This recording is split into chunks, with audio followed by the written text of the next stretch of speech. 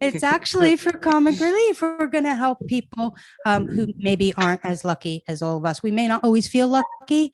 There's a lot of days I certainly don't feel lucky, but we are. Most of us are in a pretty good place compared to some people. So we're going to try and raise some money to help them. And it's a charity gig. Yay! It's a charity. Yay! But unlike some charity gigs, nobody here, as far as I can tell, nobody here seems to be wearing a tux. Anybody? I'm scrolling through pages. See, no tuxes. It's not that. Yeah, it's not the kind of charity gig like the infamous Lord Taverner's gig. You know, I mean, for a start, I don't think Nish Kumar is here. Is Nish? Do we have Nish? I don't think we have Nish. But that's fine because that means nobody's going to pelt the axe with bread rolls, right? I mean, you could throw bread at the axe, but I will remind you, you're at home. So if you try to do that, you're just going to end up with crumbs in your webcam. So that's on you. But yeah, so this is a charity gig. So if you like what you hear tonight, and if you're able to spare really anything at all, we're going to be putting the link up in the chat lots, but it's justgiving.com/SoFunny. Super easy to do. There's an amazing amount already on the page, which is fantastic. And thank you to those of you who have already donated. That is amazing. And we love you. And what else do I need to do? I have a whole tick list of stuff I'm supposed to get through because, oh yeah, I should probably introduce myself. That's a thing. Hi, everybody. Hi, my name is Leslie Gold, and I'm the MC for the evening. I've ticked that off my list. Does everyone else like a tick list as much as I do? Oh, yeah. Oh, yeah. Right? A tick list is a beautiful thing. I use one all the time at work. And I've just started a new job recently.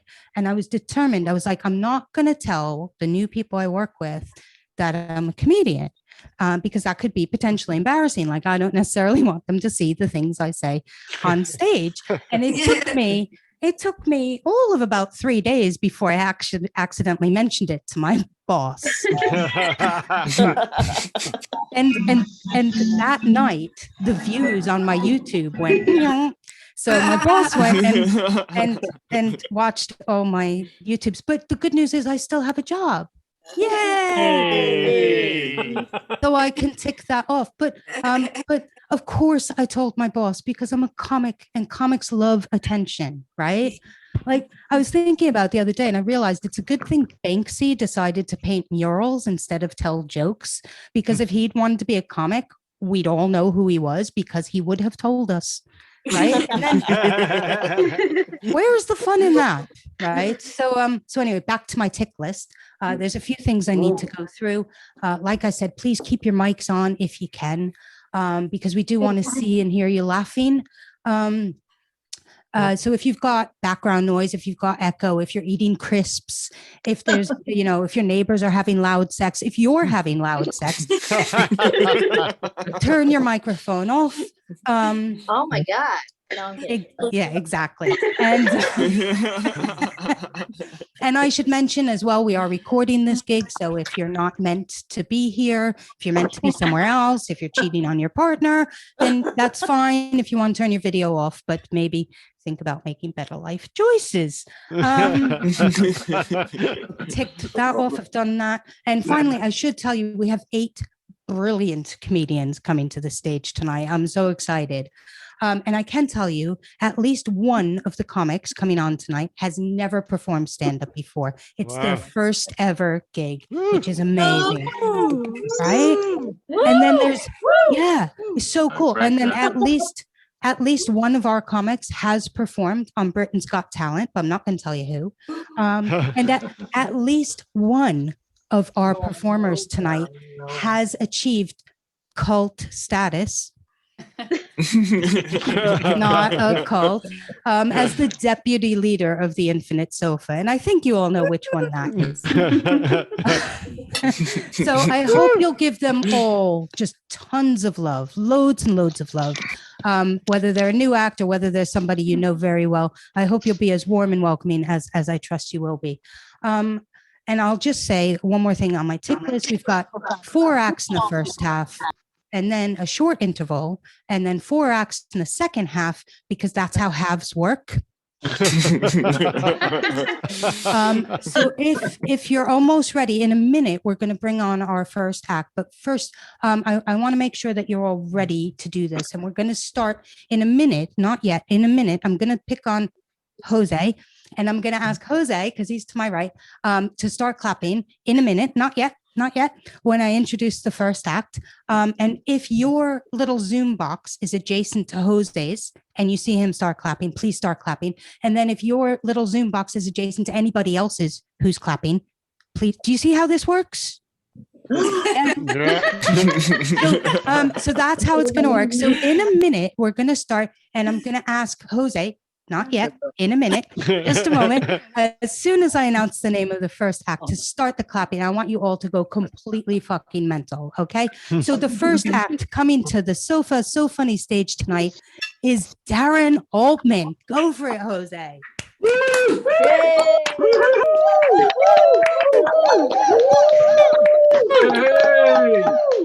Hello. Can you all see me? Hello, good evening. Can you all hear me? Good evening. Yes. This is great. Thank you so much to Leslie for bringing me on so gently. She said that there's a few of comedians on here that had never performed before. If you've enjoyed my act and you think it's hilarious, I've been doing this for years. If you haven't, this was my first time. This is great. It's like being in Gogglebox. I can see Manchester, the Malones, Leeds sisters, Ellie and Daisy. In Derby, the Siddiquis. Brilliant. I can see everyone.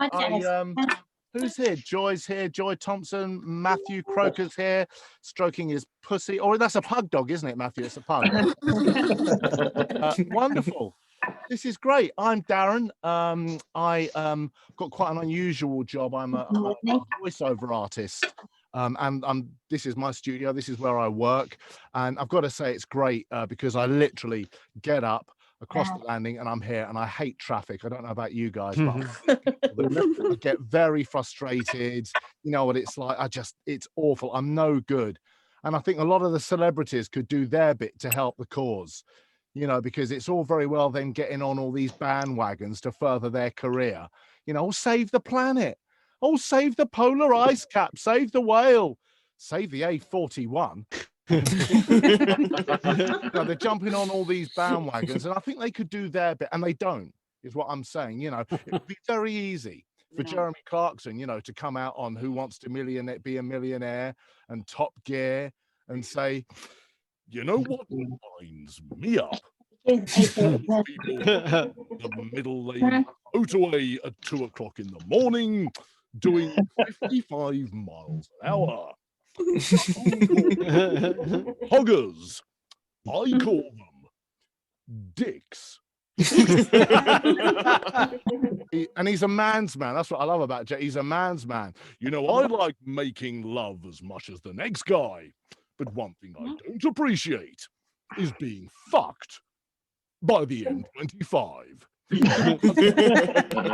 Like Brian Blessed, another one, you know, he's on our TVs and radios all the time, isn't he? Sending us every product known to man. But if you were driving down a country lane on the old phone, you know, and he sticks his head out the window, you'd soon think about that, wouldn't you?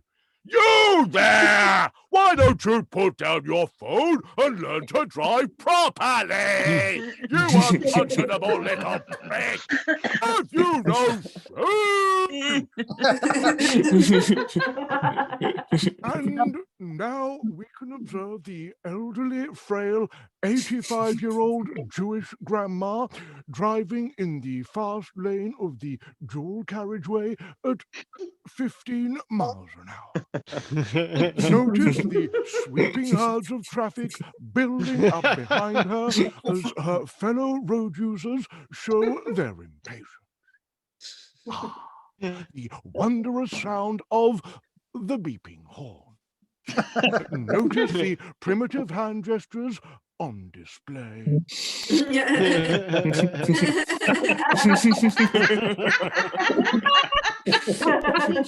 Does she move over and let them pass? Does she fuck? They don't help us out, is all I'm saying. You know, they could do their bit. I've got a very, I've got a very different job. You know, like I said, I'm a voiceover artist, and being a comedian, as I'm sure all the other guys will attest to it. You know, people think it's a very glamorous job. You know, going from place to place, you know, telling jokes to people, and it can be. I mean, for example, before lockdown, I found myself in a hotel in London, taking a pee next to Gordon Ramsay. Now, yeah, I was quite surprised he was in bed at the time. It was at that point that Darren realized he would never say that tacky joke on a stage again. So, yeah, he was great. And you know, I got quite nervous actually, because I just had visions of him telling me what to do. You know, you face the urinal. And zip the trousers. Remove the penis, being careful not to catch it on the fly, as that will be fucking painful. Pee and drain those vegetables. And look at that deep golden color. That's exactly what we're looking for. Beautiful. Unzip the fly, put the penis back into the boxers. Got that? Good. One pee, done. Love it. Love it. He's the only guy that I know that can sound angry and pissed off, even when he's handing out praise. It's unbelievable. Hey, oi, big boy. Hey, oi, young man. Oi, Bertie fucking big bollocks. Yes. Oi, you. Hey, oi. The lobster was cooked and seasoned beautifully. Mussels were delicious. Hey, young man. Oi, hey, young man. Oi, you. Hey, fucking oi. Well done. Now, fuck off out my kitchen. He's great, isn't he? I love Gordon. Oh, what? Taking a pee next to Gordon Ramsay isn't showbiz enough for you? Okay. I went to a party recently, and I got introduced to you know, the guy that does the announcements on X Factor. I got quite excited. I had visions of him sort of saying, "Hello, Darren. Delighted to meet you. I'm about as excited as the double discount sale at SCS." He doesn't talk like that, and I don't know what I was thinking of really. You know, he said, "Oh, you want me to do the old voice? Do you, Dan?" Okay. It's going to cost you, you know what I mean? It's going to be what you're looking about a monkey a minute for the old voice, isn't it, Darren? one thing he did tell me though is that he said he started off as a newsreader on Radio 2, and I thought, bloody hell! Can you imagine setting your alarm for 6 o'clock in the morning, only to be woken up by "Police are looking for a suspected murderer"? 89-year-old man was found today in a park in Brighton. Now he's shot with the weather. What a voice! What a voice! I love him. A lot of people are doing. They're watching. They're binging series, aren't they? Throughout lockdown, they're doing all these series, and I don't like all that sort of stuff. I'm not very highbrow. I don't like all these sort of racy period things. Oh my liege, oh my liege. I don't like all that. I don't know why I did that. I prefer watching. I like watching the trash TV, all the reality stuff. I just like things like, that's right. Welcome to a celebrity. Get me out of here. Oh, I'm Ant, and I stand on the left. That's right. I'm Declan, the squeaky clean one, the one that never gets into trouble, the one that you can take home. That's right, to see your mam. I always look like I'm on the verge of laughing out loud while sharing a cheeky little in-joke with members of the crew. Oh, that's right, Gary on camera too. He gets it. Oh, Louise on sound. Oh, she fucking get it. How we, Ant? What have I told you? Oh, sorry. Oh, now let's go and see what our contestants are getting up to in camp. Oh, that's right. Will it be a barrel of laughs, or will it be tears of a clown? Oh, death. Oh, what have I become? Yes, congratulations. No expense spared. I'm not going to invoice you for this. It's fine. You're right. Congratulations. That's on your OBEs, which I presume stands for and boring entertainment.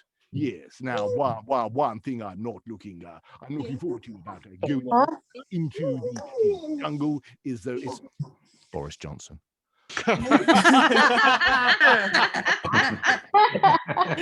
One thing I'm not looking forward to about going into the jungle is those nasty, creepy crawlies and those horrible foreigners. Yes. Actually, for all you budding impressionists, doing Gordon is actually very, very easy to do if you want to impress your friends at parties, okay? All you have to do is talk at different speeds with vim and vigor, whilst accentuating random words in your sentence, whilst, of course, looking like up all night, downing tequila in a bush. Yes, then just add a smattering of random Latin, castigat, redendo, mores. Yes, never forget some good old-fashioned, light-hearted, casual racism. I love the idea that they get Glenn. This is what I want the next series. I want them to get Greg Wallace from MasterChef in, because all the other people are complaining about the food. Oh, mate. Oh, damn right. You get the crack and the crunch of that rice. Oh, John. And you get that mushy, bland texture of them beans. Oh, whoa, John. Mate, that is proper cooking, I can tell you. Thank you. That's right. We'll be back tomorrow night when we'll be hosting Britain's Got Talent, the X Factor, the news, the sport, the football results, and question time. Oh, that's right. I'm looking forward to a bush tucker trial when our contestants will be eating ostrigenus and chomping down on a kangaroo's knacker. Challenge where I have to drive a car without being pissed at my fucking face. They tried to make me go to rehab, and I said, fuck it. Love all that stuff. Before I go, I've got a couple of minutes. This is where I do my voiceovers. I send out voiceovers all over the world. I do lots of radio ads, TV commercials. If you got kids, you might hear me on Nickelodeon and the Disney Channel doing adverts for kids' toys. Things like Crazy Claw. It's the new kids game that the whole family will love. And I end up talking like this all day and sounding like a bit of a knob. And the wife says, Darren, you've left your socks on the floor again. Why don't you pick them up? And I say, why don't you pick them up? Lazy cow. Our marriage is hanging by a thread and I've never loved you. The only reason I'm staying with you is because of the bloody kids. So I do them. Poundland a couple of years ago. This is good. They had, you know, at the self-service checkout, they had Elvis. So as you beeped your items through, no word of a lie, you had the Elvis, the King. Oh yes, 100 prompts from this. No, seriously, 100 prompts into this microphone as the King, and I had to say things like, "Please take your change, you hound dog." My favorite, no word of a lie. This is brilliant. The favorite one we had to do was unexpected item in the bagging area. Turn the sender. And what else? Oh yeah, I am an I-ams cat. Oh, yeah.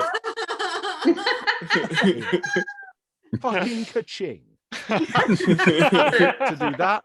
And people say, you know, when I tell them I'm a voiceover artist, they say, you know, those sort of fast legal disclaimers that you hear at the end of adverts, you know, the sort of terms and conditions. Do you have to read them? And I say, personal contract hire, initial payment 985.54, 35 monthly payment 164.25. Extra charges will apply. You will not own the car. Terms and conditions apply. You just need to be taken to the fucking cleaners. Thank you so much. It's been fun. I think that's about 10 minutes. Have a lovely evening. Please donate. Louise tells me that you've been smashing all the records. She has to keep on moving the target because you've donated. So thank you so much. Enjoy your evening. You got some great comics. This was my first time, never done it before, so I was a little bit shy.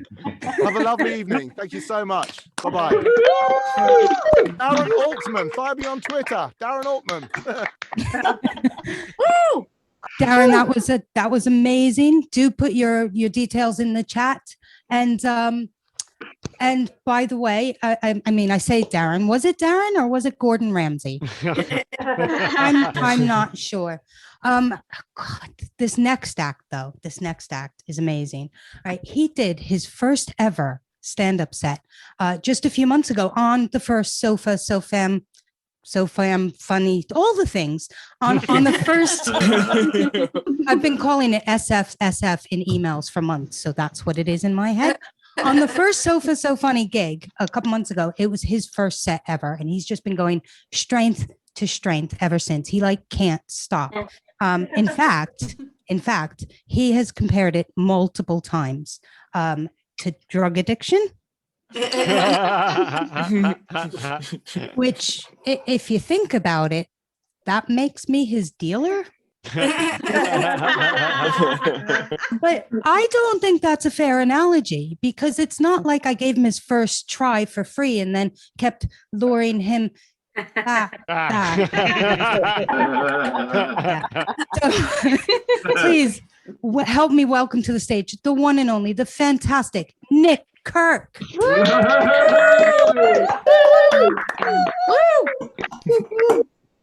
Thank you. Yes, my name's Nick Kirk and I'm a stand-up addict. First up, thank you very much for making the effort from here up. It's very much appreciated. Yeah, I don't want to know what's going on below decks, particularly. Scratching your head. It's very much the same attitude I have towards the Kermit the Frog. You know, I don't want to look down and see that someone's got their hand up your arsehole. Now, I know what you're thinking. I'm not telepathic, but well, I know what someone's thinking because they're telling me it. Please feel free to mute if you're having a conversation.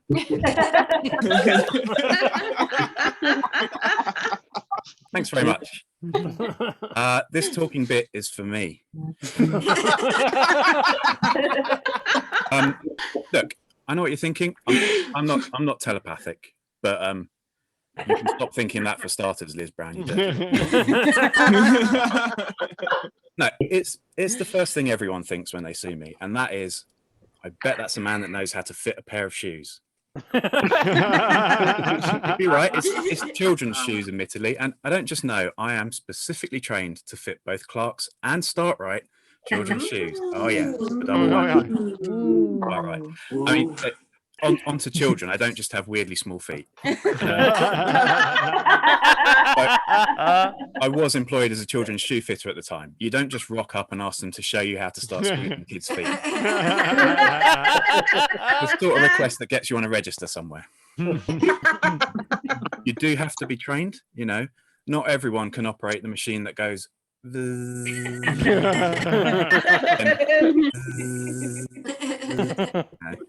So that's a special skill, my friends.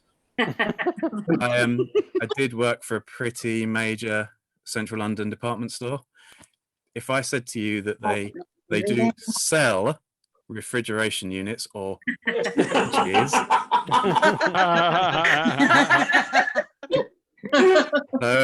so recently I've been trying Selfridges. It was Selfridges. Recently I've been trying to write a bit more other than the standard erotic haikus that we all write. Yeah. Erotic haikus. No? I'll give you an example. Their eyes met. Sparks flew. There was only one outcome. Knickers round ankles. Erotic haiku. But I'm trying to write more prose, and they say you should write what you know. So I'm trying to take that shoe fitting experience as the kind of factual basis that I can seamlessly mix with something more fictional. Look, I'll read you what I've got so far, and you can see if I'm managing to get that right. Slim, muscular, flaxen-haired Rick Kink strode into the children's shoe department at popular store Vend Ovens. There was a kerfuffle at the department entrance that caught his attention. Rick's manager came rushing over. Rick, the Prime Minister's daughter needs a brand new pair of shoes for tonight's ambassadorial reception, where that kind of sartorial faux pas could potentially lead to a diplomatic incident that might well push us to the brink of World War III. I mean, I think that's how politics works. No one really knows. Rick motioned for the girl to be brought over to the machine that goes and then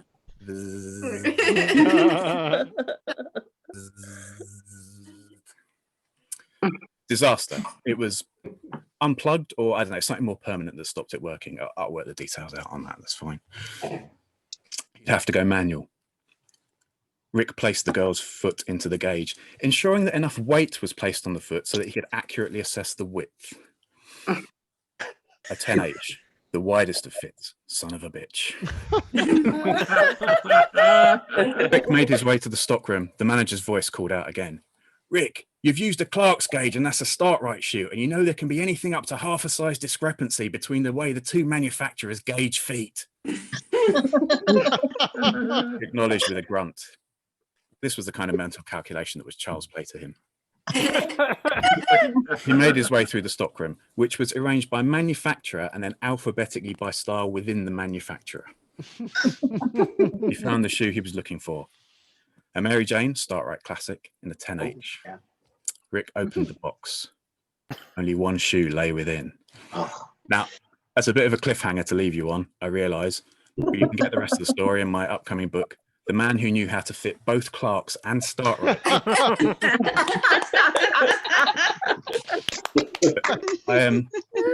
Also, I know you should leave them wanting more, but a tense cliffhanger like that is a bit much to leave you on. So to give you a bit of closure, I'll leave you with another erotic haiku.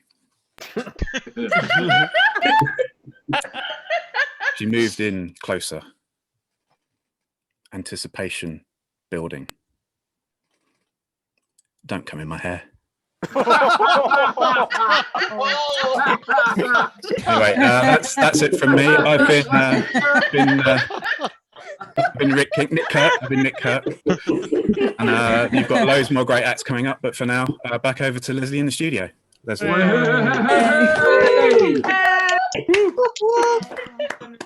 Oh my God, Nick, that was amazing. And instead of being blamed for being your dealer, I'm just going to take credit. Right? He's amazing. He's so good. And this next act I'm going to bring on was in the last SoFunny show, but in the audience. And this time, tonight, she's on the stage.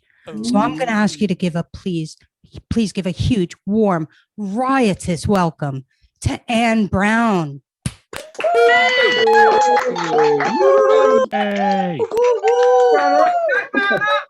Hey. So, hello, good evening, everyone. My name is Anne Brown. It is the most boring name in the world. It basically screams president of the Women's Institute. I'm more likely to be president of the SI, the Sweary Institute, where the motto's a bit more getting fucked on a jammy bread and eating all of the fucking cake, not baking it. Sorry if I'm looking a bit rough this evening. I've had a terrible day at work. Well, terrible day in general. First of all, my alarm didn't go off. I was then late for work. And then I had to violate a 42-year-old from Leeds by shoving my finger up his ass. Not because I'm a massive pervert or anything. Nothing like that. It is my day job. I do get paid to do it. I get to wear a uniform. I don't work at Greg's. I'm actually. So I'm a nurse. I am a nurse. So I am an A&E nurse, a healthcare professional, and outside of work, an absolute fucking disaster.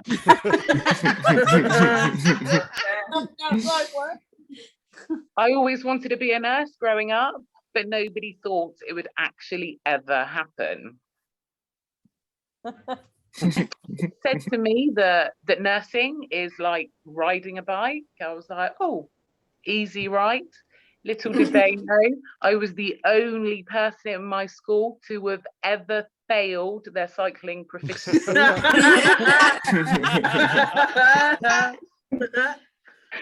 So I work in an emergency department. I left school with 1 GCSE in home economics. Cardiac arrest, room 10. I'll whip up a lasagna stash. So, you know, being a nurse, you need complex motor skills, lightning responses. My school report disagrees. Anne Brown, aged 12. In netball, Anne lacks the ability to throw, catch, and hold. Anne has been unable to grasp the basic skill of running. Anne wonders what the fuck is wrong with her. So fast forward 30-something years. Nurse Anne Brown reporting for duty. Terrifying prospect, I know, terrifying. I have a nurse comes up to me.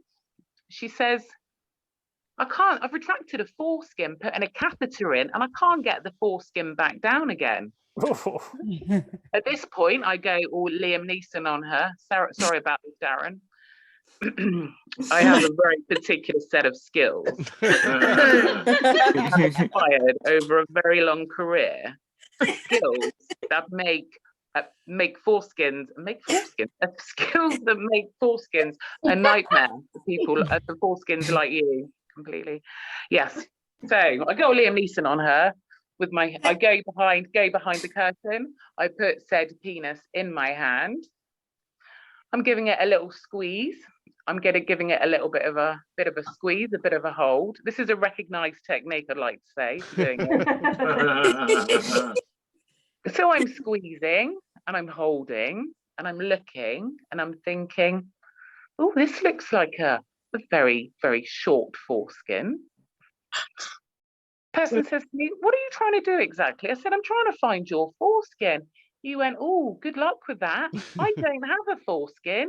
I had it cut off when I was 10.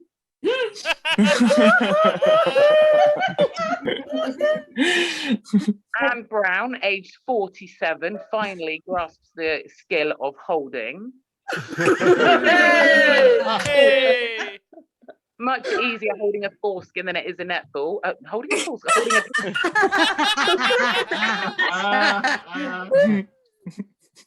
Being a nurse, though, turns you into a massive hypochondriac. I basically have had every disease going, every disease. I was quite worried when one of my testicles swelled up.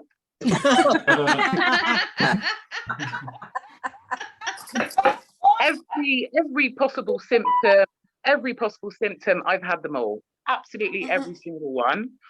I managed to convince myself I had a liver cancer once. A symptom of liver cancer, you get really itchy skin. I had a really itchy scalp. So I thought, it's not looking good. Went to my friend and said, I think I've got liver cancer. She had a little look at my head. She went, no, you idiot. You've just got a really bad case of nits.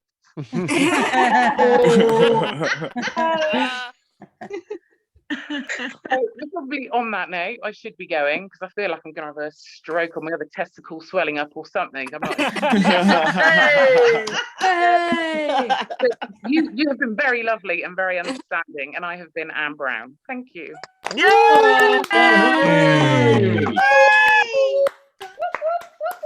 Absolutely amazing. Fantastic job, Anne. And yeah, you know, I think Anne has quite a few new fans in the audience. So that was Anne's first ever stand-up set, and I genuinely hope it won't be her last because she was fucking amazing. Yeah. Thumbs up. Yeah.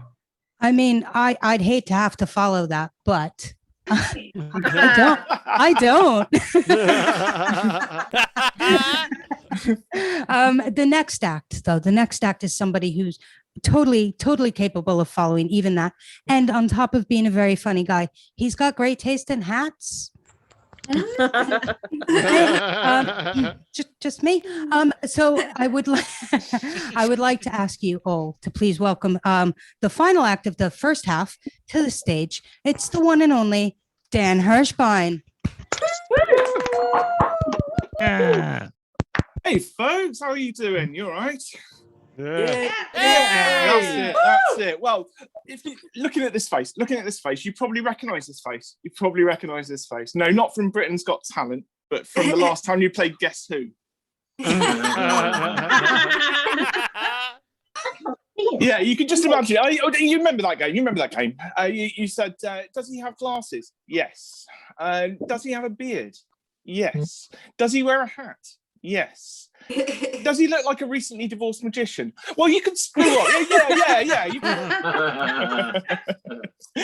God, I don't know about you guys, but I've put on a bit of weight over lockdown, or as I like to call it, in general consensus, I like to call it being overdrawn at the food bank.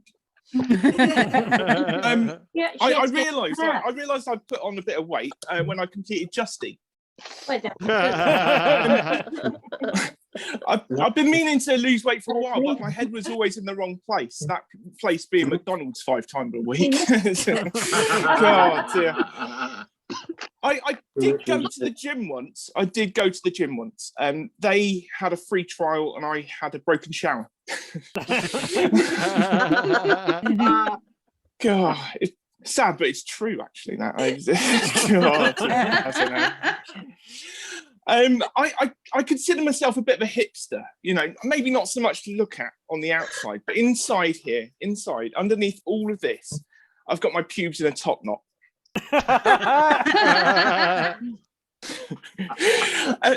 So I've got 2 children, and not long ago, my eldest, who was 10, he came to me and he said, I've got a joke that I've made up. Now, who out there, give me a quick shout if you've got kids. Yeah, so there's a fair few of you. Now, give me a good shout if your expectation of when your kid says they've got a joke they've made up is down to the floor. Yeah, are you with me? Oh yeah. Yeah. So what happened next piqued my interest. He said to me, he said, it contains a swear word. And I thought, that's interesting. Okay, go on then. What is it? And he said, Dad, what's the worst knife? And I looked at him and thought, okay, I don't know. What's the worst knife? And he went, a machete.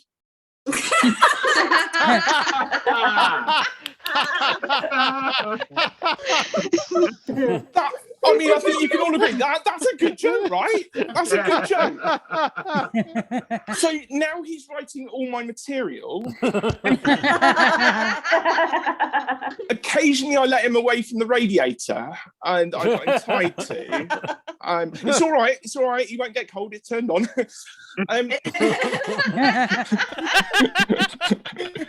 My youngest also had a go, and he said, "Why did the chicken cross the road? Bum bum poo poo." He's got a long way to go. That really does.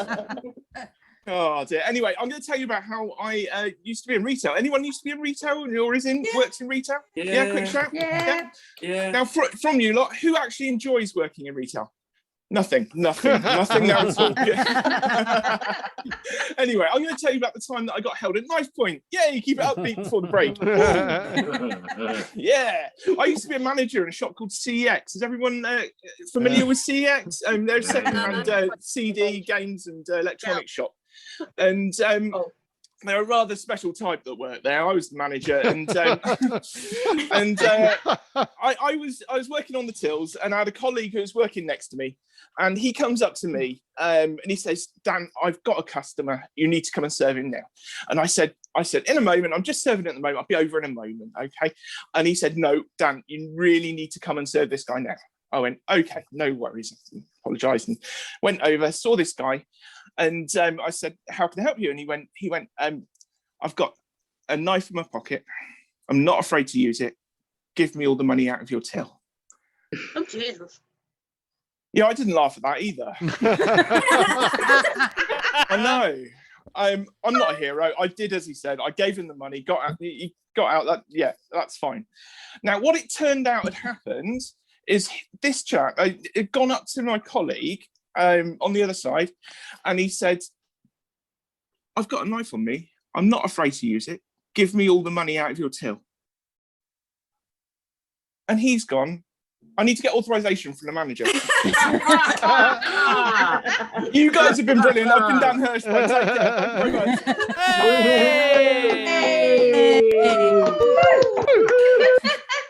Yeah.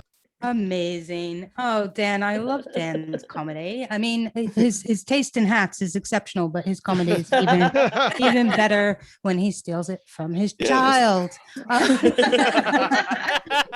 But in a moment, we're going to take a 5-minute interval. But before we do, I just want to point out, can we spotlight Anne-Marie, please? Oh, hi. Yes. Can we find Anne-Marie amongst the many people? Can we? Oh, Anne-Marie. I mean, come on. How great are you with the red nose? Thank you. Well, thank you. Right? Can we all? Yeah, for Anne-Marie. Yeah. Getting into the spirit of things. Fantastic. Well, this Are is we working in the clapping primary Anne-Marie? school. Sorry? Don't worry, sorry. I was going to say, are we clapping Anne-Marie for wearing a red nose on Red Nose Day? Yes. Oh, that's Amongst superb. other I was just amongst checking. other things. Oh, awesome. Good job. I was about to say that at school we had a crazy hair day and wear bright clothes, and I didn't know what to do because that basically just describes me. Excellent. And then can we also just quickly spotlight Duncan, if we could find Duncan, because he's gone to a bit of effort. If we can find him. There's a lot of people in the room. No, it's fine. There you go. Love it. Duncan, I mean, simultaneously an homage to our fearless leader. And also just, really rocking the Red Nose Day things. Thanks for that, Duncan. And also I figured you'd come on and not say anything. So that's always fun as well. But guys, we're gonna take a 5-minute break. Yes, Stu, leader in definite inverted quotes. We're going to take a 5-minute interval. That gives you time to grab a drink, to make a donation. And again, that donation address, I think we'll put up in the chat. But can I tell you that already tonight we've raised £491? Amazing. I'm 501. Oh, I might raise the target again during the break. But anyway, take 5 minutes and come back. And in the meantime, everybody can just kind of chat. That'll be chaos. Or we spotlight Stuart and we grill him on his day. Sorry, Stu. He's hiding. He's hiding. Yeah, That's he's fair. hiding. That's fair. Yeah. That's all right. Try his camera's off. I reckon if there's any group of people who could somehow manage to turn his camera on remotely, we've got them in this room. And I'm not suggesting that we do that. No, definitely not. Definitely not. I'm just gonna pick random people to say hello to in a moment because I've got to give somebody permission to record. First, I've got to find him, Ian. God, there's a lot of you in here. This is amazing. This is absolutely amazing. Do you know what's happened is I'm looking for Wardy and I'm looking for his big red nose and he's not wearing it. It's just a picture. So hold on. Talk amongst yourselves. Feeling a little verklempt.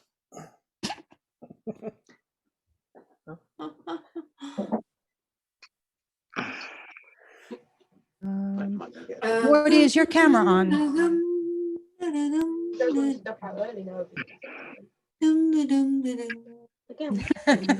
Why can't I find Wardy? He's gone. No, he's not. Where is he? His camera's off. Wardy, turn your camera on or I can't find you, please.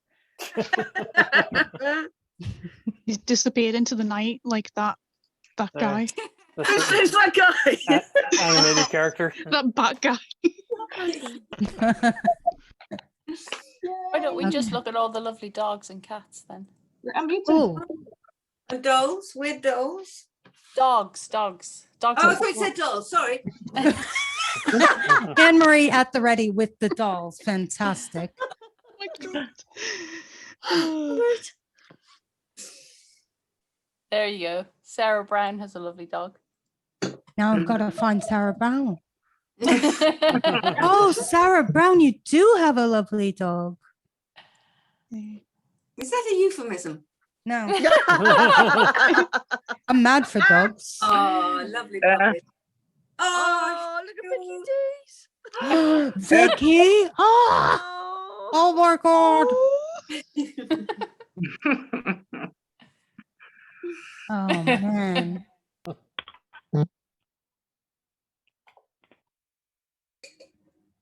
What's the dog's name, Vicky? This one. Or any? He has more than one. Oh, another dog. This Oh my is God. Rosie. All right, hold on. Oh, God. Oh, melting. Oh my God, it's 541 pounds. You people are amazing. I'm getting emotional over here. Reckon we can make the Sorry, ground- that was me channeling my grandmother. I'm getting emotional.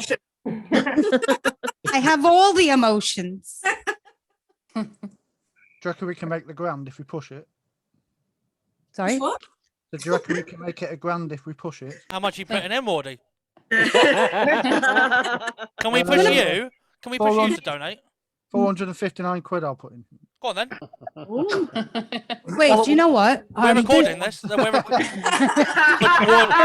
this. It sounds like a contract. Wardy, we're recording this. That's a legal contract in this country, mate. Yeah. Get your wallet out. Yeah, I'll do it. Even I'll if it's do not it. legal, it's for charity. We're gonna guilt you into it. You'll be cancelled if you don't. Listen, I'll do it just in monthly increments. Okay, yeah. Mate, 400 pounds a month. Wow, that's really oh good. yeah, however much you donate next month, I don't care. £459, please. Oh my God.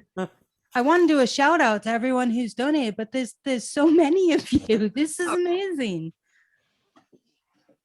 course, I donated in Canadian dollars just to confuse the whole thing. But That's all right. Just Giving takes Canadian dollars, James. Just Giving takes. We had a donation earlier today. I'm not sure if the person's in the room, from somebody lovely who is in Germany. And we also had another one from Germany. We have at least two lovely German people in the room. I can So- see it's fucking German. I can see Matthias. I see you, boy. Yeah, but there's more than one is the point. This is what I'm saying to you. We had another one from Germany as well, but they posted themselves as anonymous on the donation, so I'm not going to say who it was. There are about 80 million of them. Yes, but I They're can. not all called Annie. No, but I can see in the back end of Just Giving who made that anonymous donation. See, the benefit of being a professional fundraiser is you know how to do this sort of shit. Can I just make an announcement quickly? If you are watching and you would like to be unmuted, could you please message Ian, who is a just message co-host, me. and Ian will unmute you. We are doing this just for everybody's safety to make this a safe space. Thank you. Is it irony that the person we always mute the most needs to unmute everyone? Yeah. Table turns a really table. Yes, as long as Woody, the thing is, we're trying to keep him busy so he doesn't talk.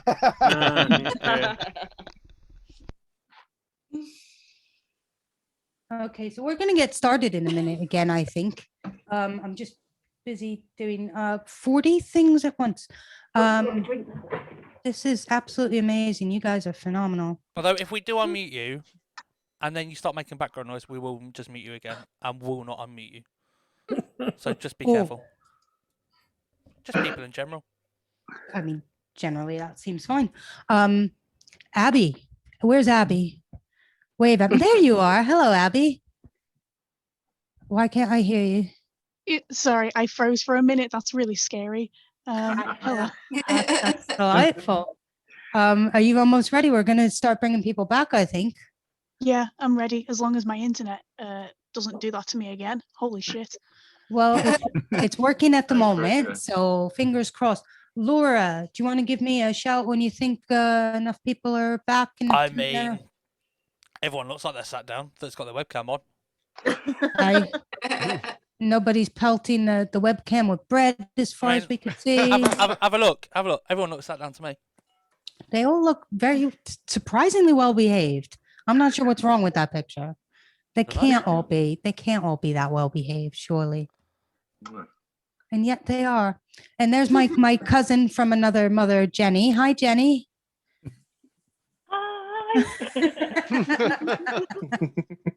Return audience member and pseudo cousin Jenny. We love Jenny. And Sarah. Hello, Sarah. And that's Sarah K. In case there's probably more than one. There is a Sarah Brown. There's Kate Clarado. I feel like I'm on Romper Room. And again, only the Americans in the room probably get that. But there we go. Yeah. And what was it? The Boomer Show. The Boomer Show.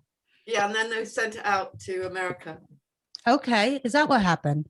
Yeah, it was in black and white in the old days. I can't even tell who's talking, so I can't fight you on it. Are you? Do you seriously, Leslie? Do you seriously not know who's talking right now? Now I do. It takes me a minute. It's her. It's her again. The nuisance. She's not. She's wonderful. We love Emery. I won't hear a word again. And mute. I'm only joking. Oh my God. Why, Laura? Come on. It was an easy laugh. We'll move on. That's true. That's true. Guys, we're at 636 pounds. This is insane. This is insane. This is amazing. And we're only taking 20%. Yay! And all the money's going directly to comic relief. Don't listen to Laura, whatever you do. Whatever you do. Whatever you do. Okay. Actually, I was going to ask Laura a thing. This was the part where I was going to introduce Laura, but Laura's already introduced herself, which is great. And she's on tech duties alongside the amazing and inimitable Ian. So if we can have a little bit of a round of applause for Ian and for Laura. I mean, I feel a bit offended. You introduced me alongside Ian and called Ian incredible. I called him inimitable. I don't have the words to describe you, Laura. Let's just leave it at that, I think. Well, actually, no, Laura, Doesn't need describing. I was going to ask you a thing, Laura, because normally on these shows, I always ask you how you're doing on a scale of 1 to 10. It's usually themed around whatever the show is. So because it's Red Nose Day, instead of asking you how you're doing on a regular scale of 1 to 10, I wanted to ask you based on a Farrow and Ball red paint scale from I mean, that completely makes sense. from sulking room pink, real color, to eating room red. How you doing, Laura?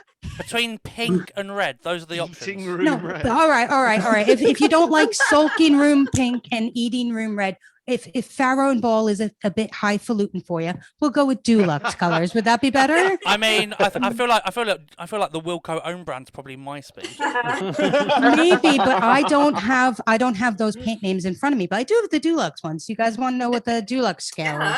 Yeah. Okay, so Laura, on the Dulux red scale, how are you doing from Moroccan Velvet to Garnet Symphony? Oh, I mean, sorry, hi everybody. Could you tell me what color Garlic Symphony is? Garnet Symphony. I prefer Garlic Symphony. So if go I with could have a garlic garlic colored paint, that'd be perfect. Thank you. Do you know what? Why am I doing Trump hands? I don't know. Huge. I don't know. Oh, stop it! But in keeping with so funny, I think Trump hands fits scarily, and Garlic Symphony fits even more. So we're just going to move on at this point. We're going to move on. Are you guys ready for the second half? Yay! I mean, I know you've spent a lot of money tonight, but you can be louder than that. Oh, before you introduce the next act, can I show you something before you introduce the next act? I don't know. Should we let Laura show us something? Just this. If I do that, the fundraising is at 666 at the moment. 666. Amazing. Just wanted to show you that. Thank you. I think that's truly amazing. And I think kudos to Heather for pointing that out. Was it Heather or Rob? Which one of you was responsible for noticing that? Neither of them. Okay. I mean, technically it was me, but never mind. Well, sure. It was me. Yeah. It was Rob. It was Rob. I'm not surprised, Rob. Thank you for that. Yeah. Okay. So if everyone's back, you are in for an absolute treat in the second half, right? We have another brilliant act to start us off who came up from the SoFam, had her first gig at a SoFam gig, and she's what she lacks in age and experience, she more than makes up for in laughter and the use of a hairbrush as a microphone, which is innovative. I think you'll agree, and really, really creative. So, where's Jose? Is Jose still with us? I want to start off. I want to start the applause again with Jose. Can we do that? Where are I can't find you. There's so many people. So, okay, we're going to assume that Jose is applauding. So we're going to say, please welcome to the stage. Give it up. Give it loud for Abby Pritchard, starting with Jose. Rolling it out. Hi. Well, I'm Abby, as most of you know by now. And I'm going to be honest, I've hardly held up any jobs in my life, which is why I can never good microphones, obviously. But that's not out of laziness. I can promise you that. I applied to 1 million retail jobs when I was in school around here. None of them got back to me. And now I actually don't have a job because now I'm just lazy, actually. But I have had a job once upon a time. I have had one job. Sure, it was only for 2 weeks and the pay wasn't great. I did have to actually make up for it by stealing the fancy pens from the office. They didn't turn out to be acceptable alternatives to a decent wage because apparently I can't pay for my groceries with Parker pens. I don't know. I couldn't work harder for the money because, as we've established, I'm too lazy for that. As we all know, the only other option is getting into the boss's pants to sweeten the pot a bit. That's the only other option. So in the end, I just accepted my wages with grace because I worked for my dad. So Oh. Yeah, because accounting is the family business on my dad's side, so he wanted me to get into it as well. That is the only reason he hired someone who thought that Microsoft Excel was just an operating system that came in a bigger size. Yes. I mainly took the job. I mainly took the job because literally everyone in the family does it, so I felt kind of pressured into it at the time. I got a lot of warnings about peer pressure growing up, like peer pressure into doing drugs, drinking, generally things that could harm me in some way. One thing that I was never warned about in school is being peer pressured into doing other people's taxes. That's what happened. So yeah, I worked in accounting purely for my dad's family's sake. My dad's side is Irish, actually. They are a big fuck-off Irish Catholic family. They tick all of the stereotype boxes, including being overly friendly, because they thought that it would be a good idea to make a family WhatsApp group, like for the whole extended family. See, my mum's side doesn't do this. The Pritchards, they know full well that none of us want to talk to each other, and they know that if we have to say one word to each other, if we have to even look at each other outside of Christmas and birthdays, then we will stab each other. Because, you know, my Liverpool family don't shy away from stereotypes either. We have knives on us at all times. We will stab each other. See, my mum's family are antisocial and they have common sense. My dad's family are overly social and they have too much free time. See, I've been in the group chat for about a year and it is beyond pointless. It's just my aunties showing off their new diets where they eat like seasoned plastic and nothing else. They give up on that after a week or so. And then it's just my nana sharing some slightly dicey memes that nobody makes any comment on because we want to keep the inheritance. I think. I'm kidding. Actually, the things that my nan send are mostly harmless. They're actually mainly Brexit jokes, just like aimed at me and the fact that it's harder for me to see any of them now.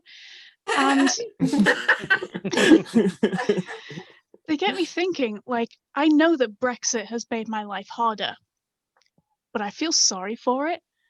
I feel sorry for Brexit because it's like a massive scale manifestation of what I want to be.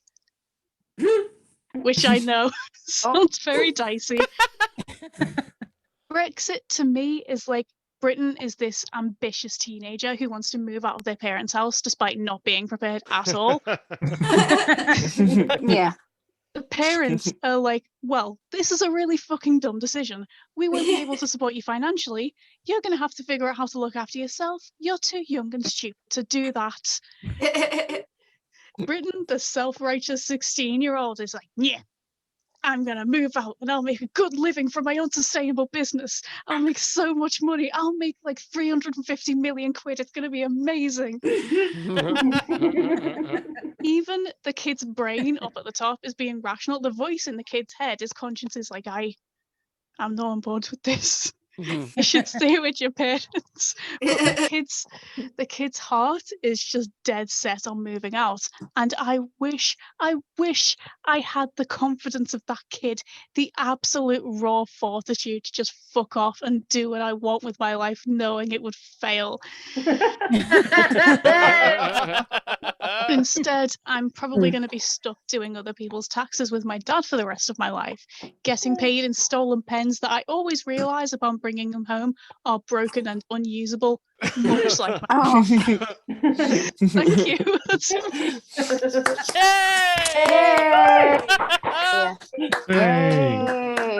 Amazing. Absolutely fucking amazing, as always. I don't know what you were doing before, Abby, but you should always be doing this because you're brilliant. Right? It's just yeah. Thank you. Thank you. Yeah. Guys, I want to bring another act up to the stage who's also did his first gig at SoFunny. And it's so interesting because for this gig, when I asked him for a photo and he sent me his photo and then I sent it back to him with the red nose on it. And I said, what do you think of the photo? And he was like, what'd you do conduit. He didn't notice the red nose on his own nose. And I think maybe he was busy just peering out the window, waiting for a bat signal to appear. Because, ladies and gentlemen, it is the one and only Wardy coming to the stage. That's a fucking true story.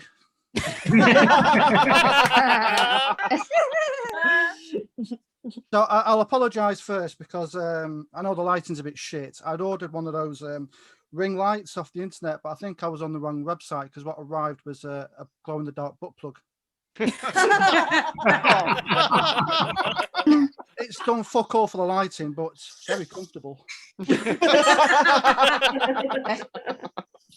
So I'm Wardy, hello, but my real name's actually Alan, which has got to be one of the worst fucking names you can call a child. I mean, for me, it goes Adolf, Piers, Alan, and I'm not convinced that's the right.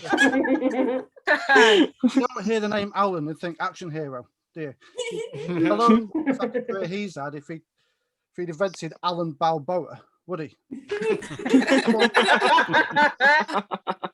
Nobody's paying good money to go to a cinema, remember them, to watch Schwarzenegger, Alan, are they?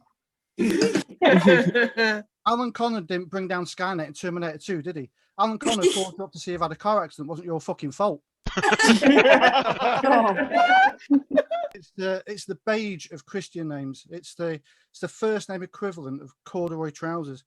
If there was a sexual position called Alan, it would definitely involve leaving your socks on.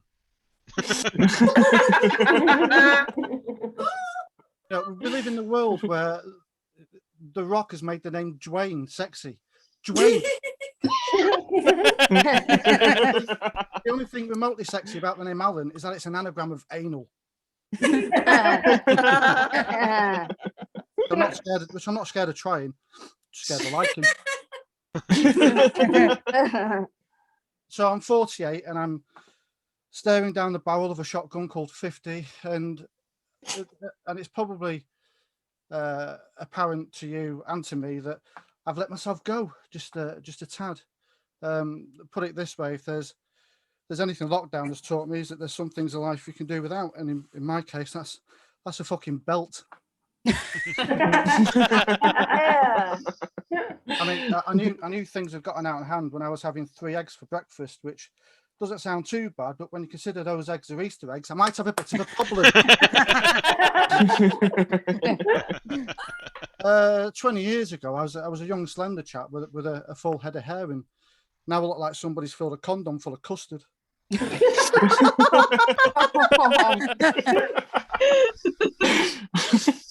Rib, obviously, for her pleasure.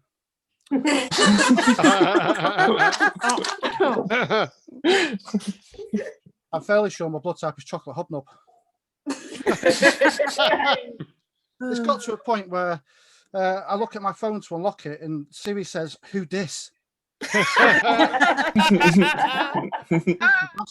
thought I'd do something about it, so I was going to buy one of those Peloton bikes, but they're fucking expensive. So what I do now is I go out on my normal bike and I FaceTime the wife who tells me how shit I am at riding a bike.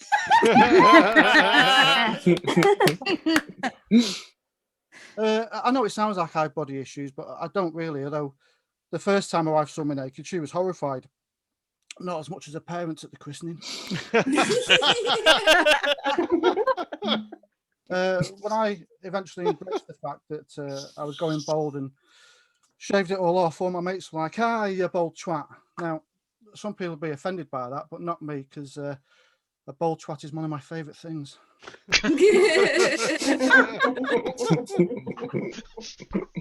So I live in a little town called Blackpool, which if you've never been, often gets referred to as the Vegas of the North. Now, if you've ever been to Vegas, you'd know that comparison is bullshit.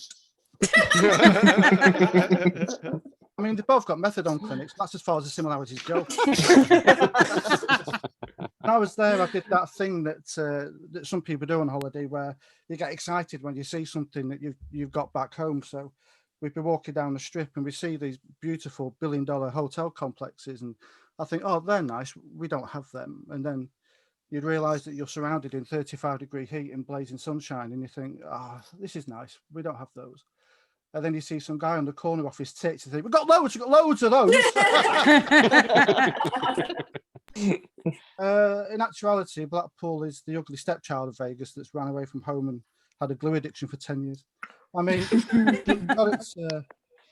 like most places, it's got its good areas and its bad areas. And I'm quite lucky. I live at a stone's throw from the sea, but the only reason I know that is because all the windows broken at the back of my fucking house. So I mentioned the wife earlier, and she's a sister at the local hospital, and she's done a bit on the front line, like most nurses, and because of that, she's a bit of a stickler for the mask. So every time we go shopping, it's mask on, mask off, mask on, mask off. It's like being married to Mr. Miyagi. On Valentine's Day, she said to me, who do you love more, me or Batman? And I said, well, I don't have a room dedicated to you, do I? Went down like a bag of bricks. So we've got 3 kids. I've got a 17-year-old stepdaughter. And I'm not saying she's moody, but once a month I turn the Wi-Fi off just so we've got something to talk about. I've got 2 boys. I've got one that's 7, and I've got one that's a prick. I'm joking. I love all my kids, except the ones I don't know about.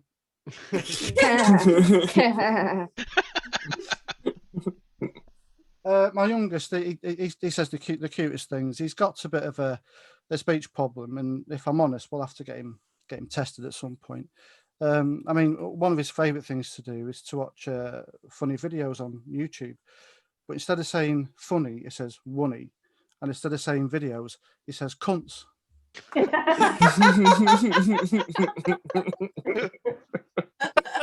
man.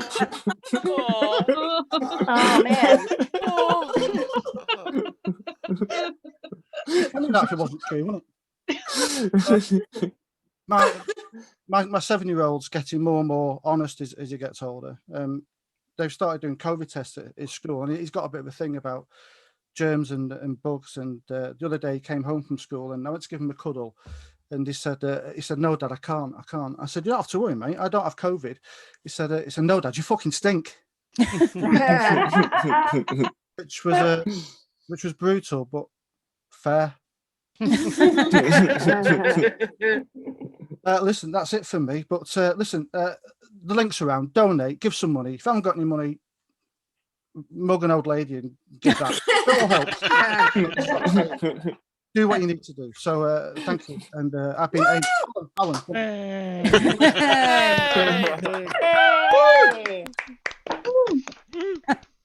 Okay. Don't mug an old lady. What you need to do is charity, goddammit. No, don't mug an old lady. Old man.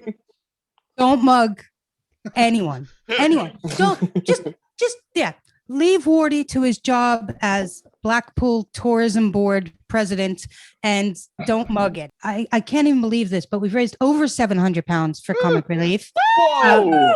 So please give yourselves a round of applause for that. If anybody,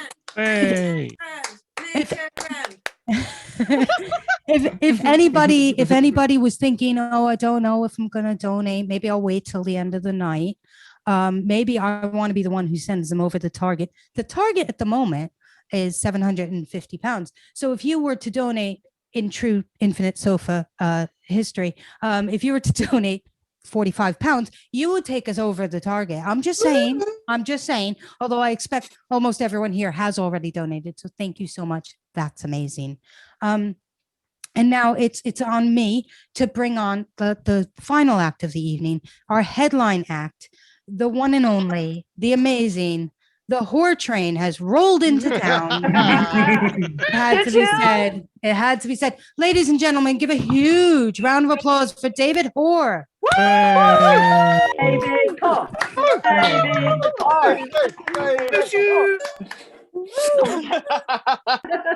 This is your deputy cult leader.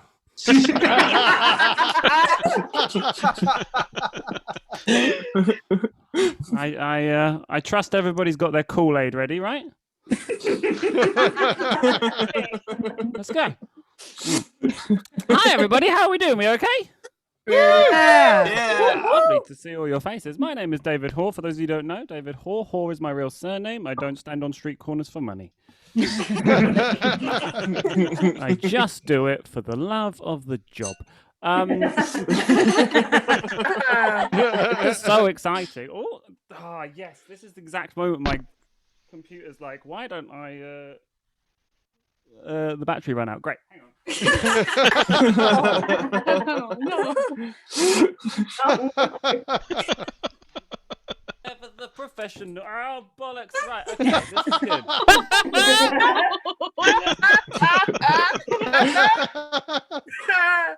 It's so nice to see you all. Hi. Hello. I can't wait. There's a lot of you here that I've like. There's like 2 people that I've met in real life, and the rest of you I haven't. And I can't wait for this to all be over so I can run up to you and be like, "This is what I smell like."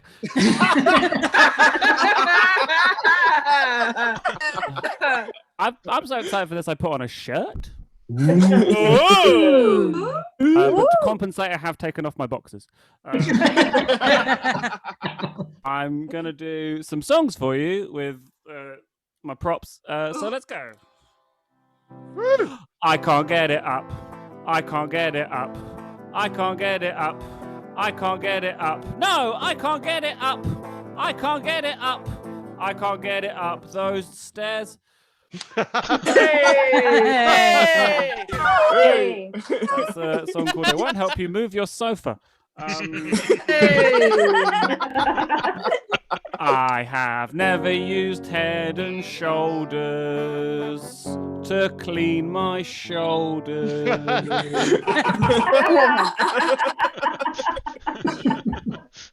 Nice to see you. How long did it take you lot to stop bringing your family every day in lockdown? A little while. For me, it was like 4 days. It was like I was just having exact same conversations with my mum every day. It's like, what have you done today? Well, I've had 6 wanks and I've played FIFA for an hour.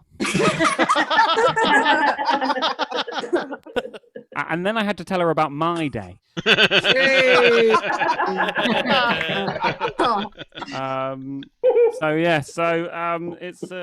been quite monotonous in lockdown. So I've been trying to vary things a bit. So I've written a song about that. I've started using my left hand. I've started using my left hand. I've started using my left hand to swear at people without masks on.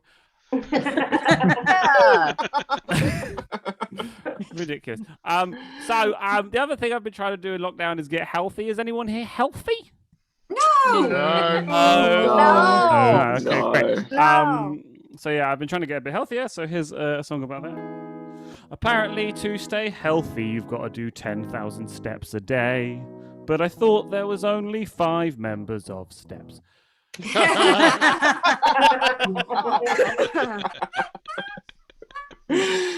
There's different ways to get your steps in. My friend told me I should join a running group. Is anybody here in a running group? I forgot.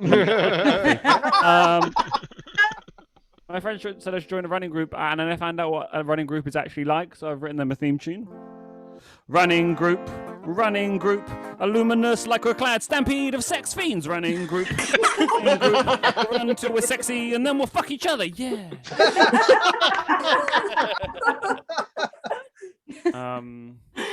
This is wonderful. I feel like I'm rushing massively. So if I do actually get to see you all in person, I'm assuming it will be in the summer, right? Yeah. Are you guys all excited for the? Are you guys all excited for the summer? Yeah. I'm not. This is a song about that.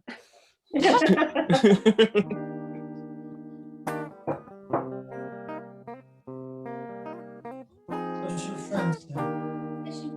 Let's do it now. I'm not sad. It's just your bush is making my eyes water. Nice.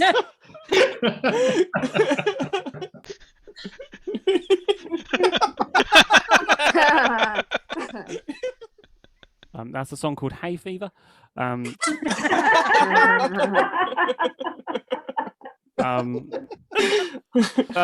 I sort of do this, and I don't want to brag, but I've got a girlfriend.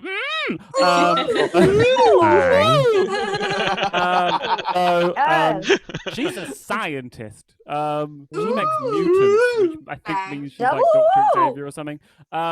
She's got a new job, which is very exciting, which means that she's out all day. So by the time she's got home, what I try and do is do like all the chores around the house. So she's really pleased with me when she gets home. Though most of you don't believe that. I don't know if you can see how absolutely untidy everything is. But yeah, by the time she gets home, I've done everything around the house, and so I just greet her with this song.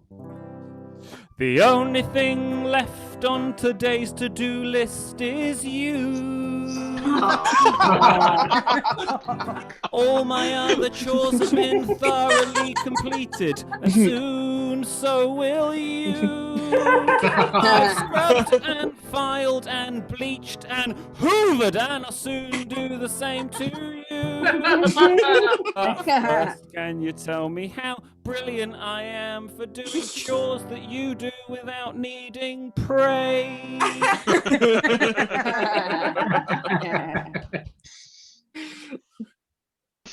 That was great. I'd just like to thank Leslie for telling you all that this is a charity gig and that money's not all coming to me. Just keep donating because I need a new guitar. Literally need a new guitar. Oh, no. This fucking happened yesterday. I am the sport. £700 will buy me a nice guitar, which is nice.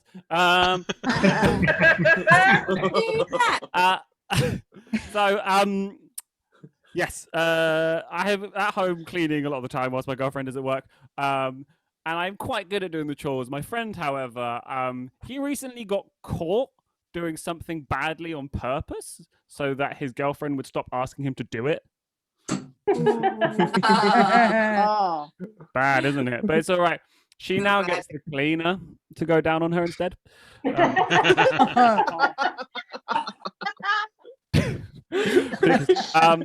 yeah, me and my girlfriend have just had our 8-year anniversary.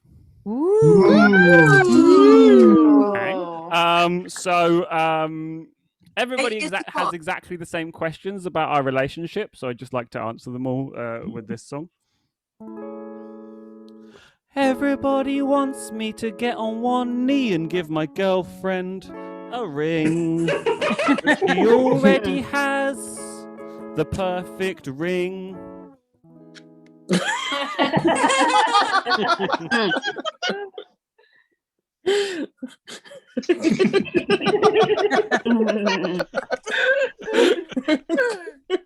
Her grandmother gave it to her.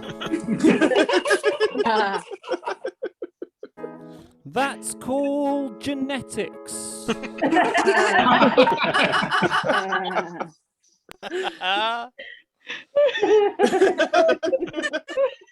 My girlfriend's grandmother loves that song.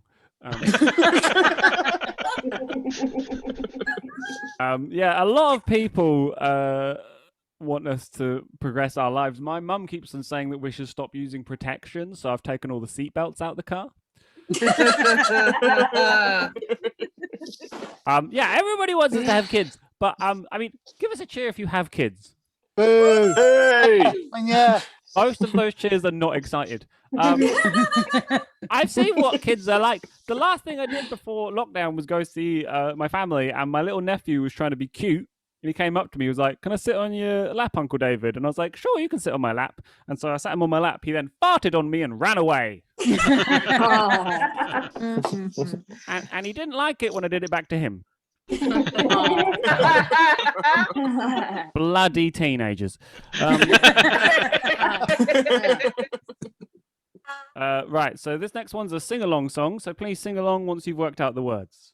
Cocks, cocks, cocks, cocks, cocks, cocks, cocks, cocks, cocks, Penis, penis, cocks, cocks, cocks, cocks, cocks, cocks, cocks. Having a cock doesn't make you special.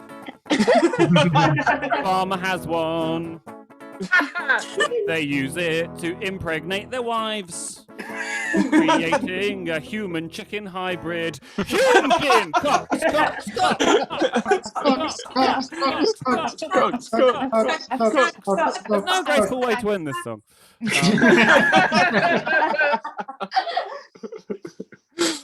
We're doing great. This is another song about my girlfriend. My poop scooping baby is driving me crazy. What you cleaning up that poop for? We don't have a dog.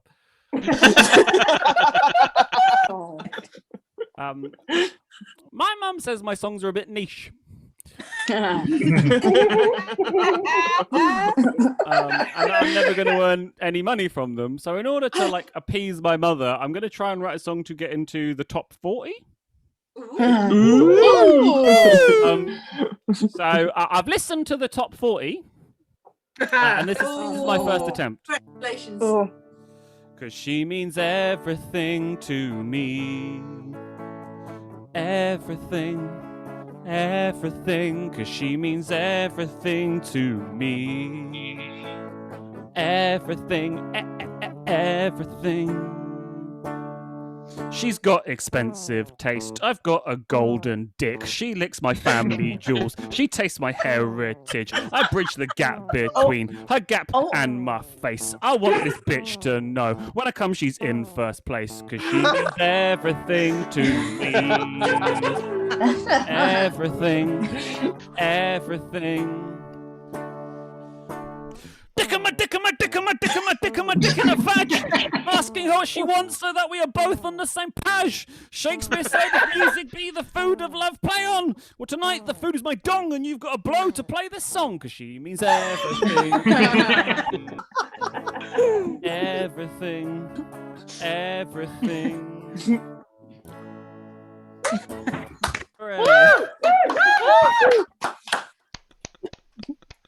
Lovely stuff. This is wonderful. You lot are wonderful. Can we just give a big round of applause to everybody who's been on the bill this evening and to Leslie? Because this is wonderful. We raised lots of money. You're all very good at stuff. And it's just nice to see you all again. I'm trying to keep a facade that I'm your cult leader, but it's just I like you all. Gonna ask somebody a question. Adam Proudly, how you doing? Hello. How's it going? You all right? Yeah, good, thank you. What are you drinking? Wine. White Oh! White wine. Ooh. Can I ask you a question, Adam? Go for it. Wicked. How many wanks is too many wanks? How many wanks is too many wanks? How many wanks is too many wanks on a family holiday?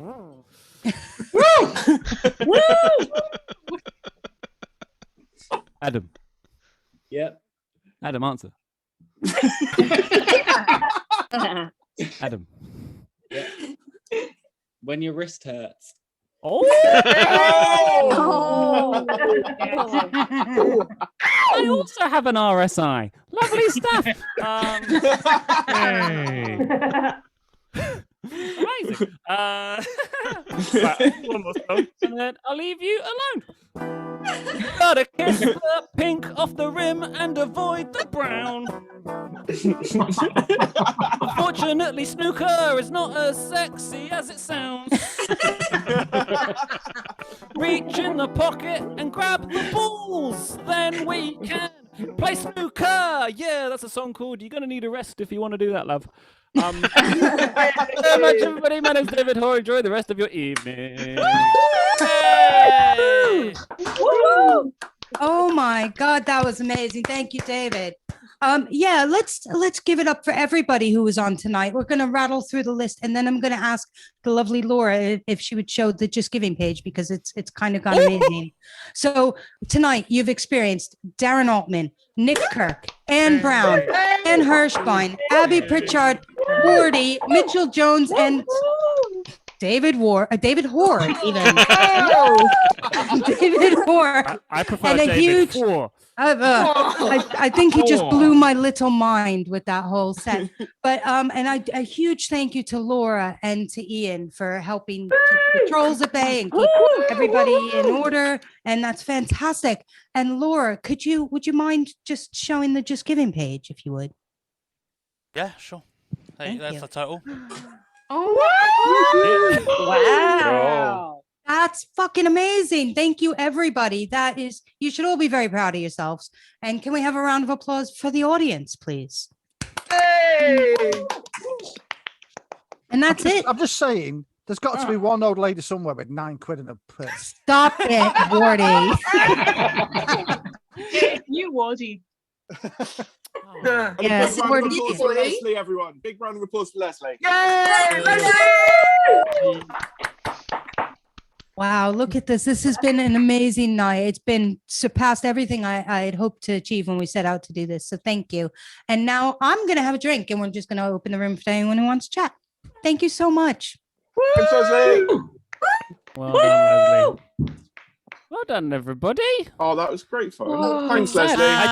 I just Stop looked at my recording. set list and I didn't make my cat saying a joke. That's sad, isn't it? We're all still here. Do it now. I mean, all Yeah, I'm going to go say on. is there is a rule Encore. with Zoom gigs, which is within the first 3 minutes of any Zoom gig, you will always see a cat's anus, and I saw it tonight as well. So well done, everybody. We did have a number of cats and dogs on the gig, which is always my preference. I'm going to pull my hair out now because I've been wanting to do this all day, but I knew if I did it before the gig, I'd have to go and fucking shower and I couldn't be arsed. Remember when I said, can we hit the grand? Yes. We're 90 quid away. No way. Oh my God. Oh my God.